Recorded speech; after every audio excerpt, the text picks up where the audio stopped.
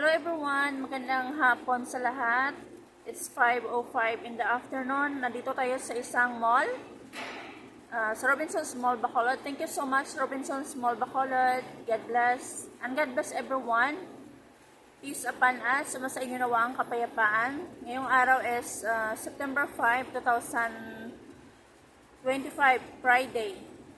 At mga alas 5 na ng hapon ngayon. Magandang hapon po sa lahat. Ako po ay si Christine Escorzon Munido at nag-start naman ako dito ng aking live para i-post sa aking channel sa YouTube.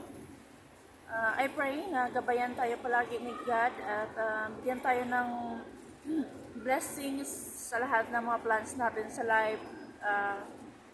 Bigyan tayo ng protection at magandang kalusugan at tayo ay unlad sa buhay natin, guys. Ano man ang plano natin, commit everything to the Lord and be a good role model here in this world. Yeah, dahil isa lang yung buhay natin, kung mawala na tayo sa mundo, wala na rin ang mga alaala natin or maaaring maging alaala na rin tayo. Always pray at magpakatatag yung fighting spirit palagi, guys. Dapat malakas yung loob mo palagi to overcome, no, sa mga obstacles. Dapat may sipag at tiyaga, which means ang patient, no, yung pasensya at yung pagiging tawag dito, maging masipag tayo at marunong tayong magtipid, mag-ipon at maghanap tayo ng mga gawain or trabaho, business na mapagpaunlad sa atin, guys. And I pray na ingatan tayo ni Lord lahat at makakita tayo ng mga kaibigan na mabubuti at totoong tao. At sa pamilya din, no, maayos yung mga problema ng bawat pamilya, bawat magkakaibigan. And for me, kasi nandito tayo sa isang lugar kung saan naki-wifi tayo kasi wala akong wifi sa bahay kasi naputol na yung connection kasi ayaw na nila mag-connect ng wifi kasi wala naman daw balik yung pera. Meaning, syempre magbabayad pa sila, no? Tapos wala naman silang kita. Kaya pumupunta ako dito sa Robinsons Mall para maki-wifi. At the same time, naghahanap tayo ng trabaho. Hoping na ma-hire tayo sa isang company na yun, no? Diofome. Dahil tagal na walang trabaho. Gusto ko nang makakaroon ng work, no? Permanenteng trabaho. If will ni God. Kung ano man ang will ni God, pinagdasal ko na lang na bawat desisyon ko sa buhay, plano ko sa buhay ay gabayan ni Lord, no?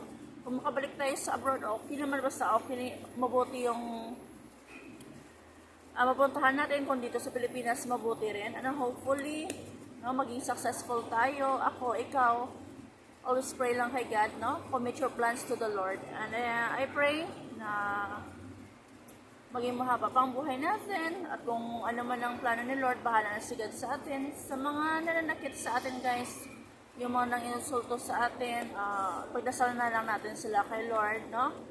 Sa mga masamang intensyon ng demonyo or tao, ipagdasal na lang natin sila sa kay Lord. Huwag na tayo magsayang ng oras.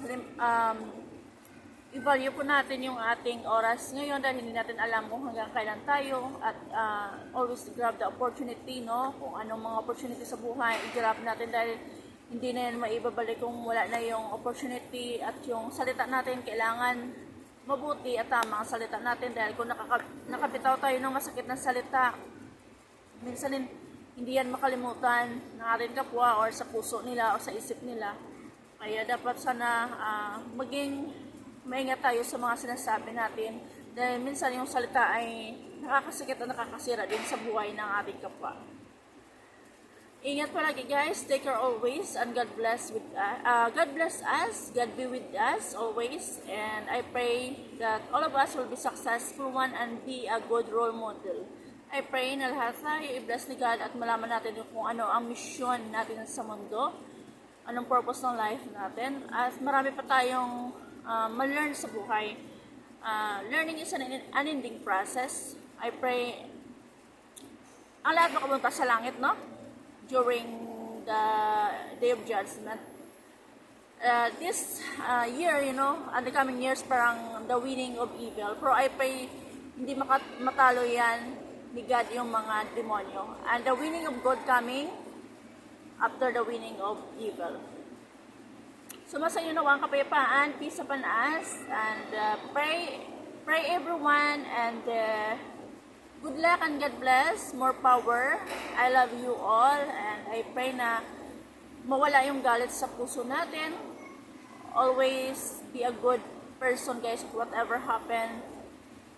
God be with us always.